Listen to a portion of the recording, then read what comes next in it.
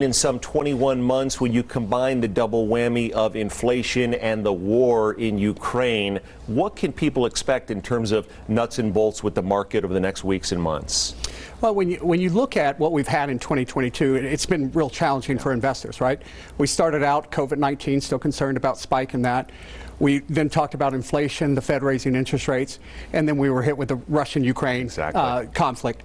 The first thing that we always look at is how diversified, and right now, investors understand if they're diversified or not. Right. What kind of impact do they have? Do they have different asset styles in their portfolio? Great example of asset styles would be value versus growth. Value's down, as of Friday, was down about 5%, where growth is down about 15%. So you really can start to look at a lack of diversification in the portfolio, and that's probably the first thing you should do to improve for the upcoming market. Experts like yourself look at every scenario. If there is a situation where China invades Taiwan, or if Russia went somehow into a NATO country, that's going to increase volatility. Absolutely. But if that doesn't happen, if the conflict stays within Ukraine, if there are brighter days ahead there, what can we expect in terms of recovery? We have seen today the United States may weather this a little better than expected. Yeah, I think that the recovery starts with the diversification, right? Okay. How deep of a hole are you in?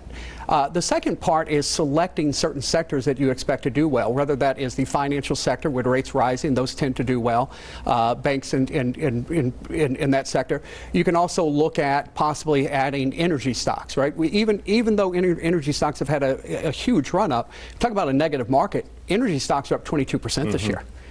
So you can still put some of that in the portfolio that will allow you to participate with the upside, still have some downside protection. Looking at energy, defense, technology, some of the things that could go up. What about the person watching just going, wait a second, a lot of cyber warfare with Russia. What if they hit our banks hypothetically? How much cash should I have on hand? What do you recommend people to just have a little more money aside? Yeah, I think before diversification, you have to look at what type of planning you put in your portfolio. So a lot of what we do is we look at three segments of a portfolio, and we put those into those different segments, or three buckets, if you will. The first is the liquidity bucket.